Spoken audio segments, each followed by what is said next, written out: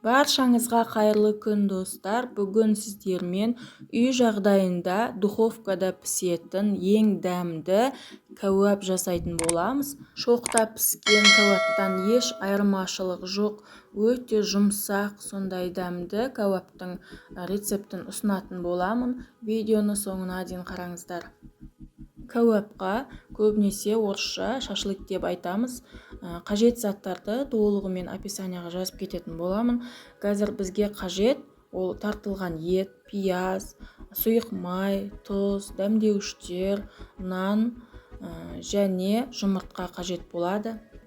Егер сізде блендер болса, осылай тартылған етті одан сайын тағы да жақсылап езіп аламыз.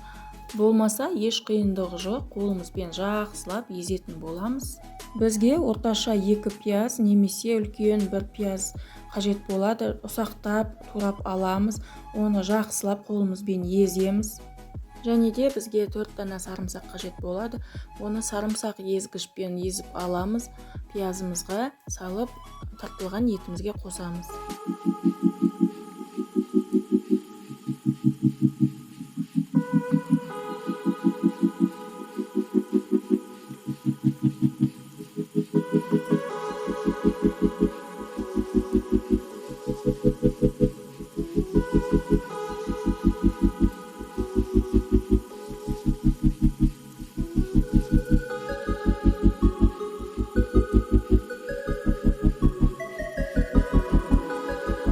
Видеода көргендеріңізде мен барлығын блендермен езіп алдым. Тартылған етті, пиязды, сарымсақты, бөлке нанның ортасын барлығын блендермен езіп алдым. Егер сізде бөлке нан болмаса, панировочный сухари салсаңыз да болады. Дәмдеуіштерге келгенде мен дәмдеуіштерден зіра қостым, қара бұрыш және кориандр қосқан болатынмын. Барлық қоспамызды дайындап болдық. Енді осылай жақсылап қолымызбен араластыратын боламыз. Тұз бен дәмдеуіштердің барлығын қосып, қолымызбен осылай жақсылап езіп, 5 минуттай сілкіп, суы шығып, формасын жақсы ұстау үшін. Содан соң шамамен 30-40 минутқа бетін жауып, мұздатқышқа салып қоятын боламыз. Менде 40 минуттай мұздатқышта тұрды. Енді осылай қолымызбен домалақ форма жасайтын боламыз.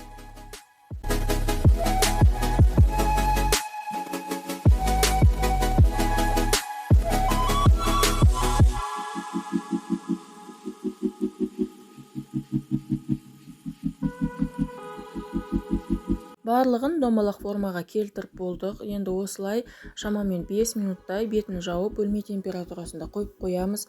Одан кейін осылай ағаш таяқшаларымызға, яғни шпажкаларымызға тығып, кәдімгі кәуап формасына келтіретін боламыз. Кәуаптарыңызды жуандау етуден қорықпаңыз, іші толық пісетін болады, ешқандай уайымдамаңыз. Шпажкаға келгенде қалаған жуандықта шпажкаларыңызды пайдалана берсеңіз болады. Егер сізде мүлдем шпажка болмаса, осылай кәуаптың формасын келтіріп, астына фольга төсеп, противеньге немесе решеткаға пісіріп алсаңыз да бола береді.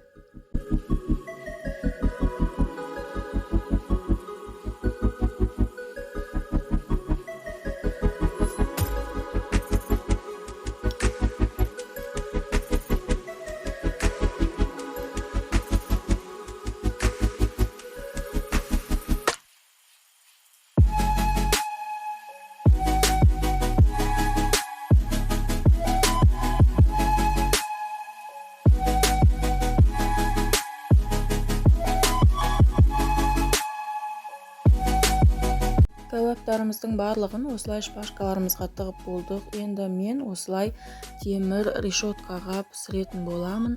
Астына многоразовый пергаментный бумага төсеймін. Астына суы ағады, май болады. Алдын ала духовкамызды 200 градусқа қыздырып аламыз. Шамамен 30 минуттай пісіретін боламыз. Ескеретін жайт, ол сіздің духовкаңызға байланысты.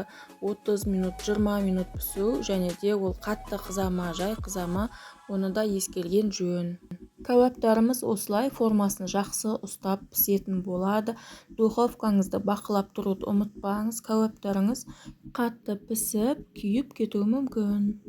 Менің кәуаптарым тура 25 минут уақытта толығымен пісіп шықты. Сіз де осылай үй жағдайында үйден шықпай-ақ тиімді әрі қолайлы, әрі тез, ешқандай қиыншылығы жоқ кәуап жасап көруге кеңес беремін. Сізге ұнайтынына сенімдімін.